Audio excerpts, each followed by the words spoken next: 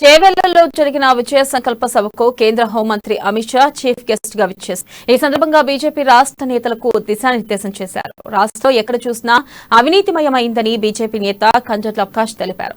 కేంద్రం నుంచి అనేక సంక్షేమ పథకాలు రాష్ట్ర ప్రజలు అందుకుంటున్నారని అన్నారు. నీళ్లు నిధులు నియామకాలు అన్న నినాదంతో ఏర్పడిన ఈ తెలంగాణలో 9 ఏళ్ల పాలనలో రాష్ట్ర ప్రజలకు సీఎం కేసీఆర్ ఏం చేయలేదని, పైగా రాష్ట్ర ప్రజానికాన్ని ముఖ్యమంత్రి మోసం చేస్తున్నారంటున్న కంజర్ల ప్రకాష్ తో మా ప్రతినిధి Praveen face to face. Chevella నియోజకవర్గ బీజేపీ నేత అలాగే ఎమ్మెల్యే క్యాండిడేట్ కంజర్ల ప్రకాష్ గారు ఉన్నారు. వారితో మాట్లాడే ప్రయత్నం చేద్దాం.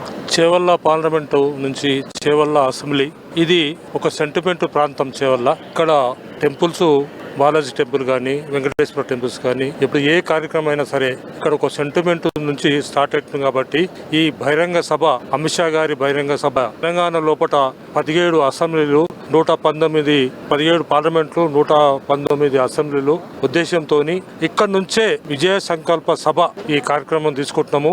తెలంగాణ ప్రభుత్వం లోపల రాబోయేది బీజేపీ ప్రభుత్వము మేము భావిస్తాం. టీఆర్ఎస్ ప్రభుత్వం ఇప్పుడు బీఆర్ఎస్ అయింది. బీఆర్ఎస్ ప్రభుత్వము 9 సంవత్సరాల నుంచి చేవెళ్ల గాని, చేవెళ్ల పార్లమెంట్ గాని ఏమన్నా పని చేస్తురా అని చెప్పేసి మీ సభముఖం మేము చెప్తున్నాము. నిన్న మినిస్టర్ గారు, సబితా మేడం గారు, ఎమ్మెల్యే గారు ఏం చేస్తున్నారు అని చెప్తున్నాము. మీరు ఇక్కడ మీ 9 సంవత్సరాల లోపల ఒక్క పని అన్నా చూపెట్టండి. ఇక్కడ చేవెళ్ల పానయిత చేవెళ్ల అని చెప్పేసి తీసుకుపోయి, ఇంతకుముందు అంబేద్కర్ పానయిత అని చెప్పేసి ఉండే, ఇక్కడ నుంచి తీసుకుపోయి ఇక్కడ నుంచి నీళ్లు, ఇక్కడ పొలాలకు వచ్చే నీళ్లు కూడా ఇక్కడ నుంచి రాకుండా తీసుకుపోయి మన కాళేశ్వరం ప్రాజెక్టు తీసుకుపోయింది. అదొకటి. బీజేపూర్ హైవే 2019లో ఇప్పుడు కేంద్ర ప్రభుత్వం నిధులు ఇచ్చి 960 కోట్లు ఇస్తే అది మళ్ళీ పోయింది. మళ్ళీ 18 నాడు మళ్ళీ స్టార్ట్ అయింది. ఇప్పుడు కూడా 3 సంవత్సరాలు 4 సంవత్సరాలు అయింది. ఇప్పటిదాకా కూడా భూసేకరణ చేయలేదని చెప్పేసి ఈ మన రాష్ట్ర ప్రభుత్వాన్ని అడుగుతున్నాను.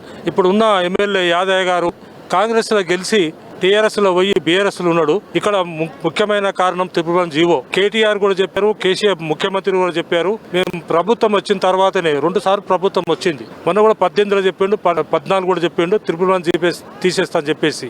తీసిండా అని చెప్పేసి మీ ఎమ్మెల్యే గారి కాలయాదాన్ని నేను అడుగుతున్నా. కేసీఆర్ ప్రభుత్వం నుంచి ప్రజలు విముక్తి పొందుతున్నారు. 9 సంవత్సరాలే వాళ్ళ ఇంటనే పదవులున్నాయి. ఇక్కడ తెలంగాణ లోపల ఊసు లేదు, ఆస్త లేదు. ఒక్క నిరుద్యోగ వృత్తులు, ఇప్పుడు మనం చదువుకున్న పిల్లలకు ఒక్క ఉద్యోగమా ఇచ్చినా అని మేము అడుగుతున్నాం. ఏదన్నా డబుల్ బెడ్రూమా ఇచ్చిన 9 సంవత్సరాల లోపల. మేము కేంద్ర నిధులు ఇక్కడ ఇస్తున్నాము, మీకు తెలుసు. కేంద్రం ఇస్తున్నాం కాబట్టి కేంద్ర నిధులు ఎక్కడ ఇస్తలేదని మన కేసీఆర్ అడుగుతున్నాడు. రైల్వే శంకుస్థాపన చేశారు, కొన్ని విషయాలు శంకుస్థాపన చేశారు. ఏమి ఇస్తారని చెప్పి పబ్లిక్ కూడా తెలిసిపోయింది. పబ్లిక్ మన తెలంగాణ లోపల 119 జిల్లాల లోపల కార్యకర్తలు ఉత్సాహంగా ఉన్నది. బీఎస్ఆర్ ప్రభుత్వము మళ్ళీ కూడా 3వ వస్తారని చెప్పి అనుకుంటున్నారు. ఇది భ్రమనే.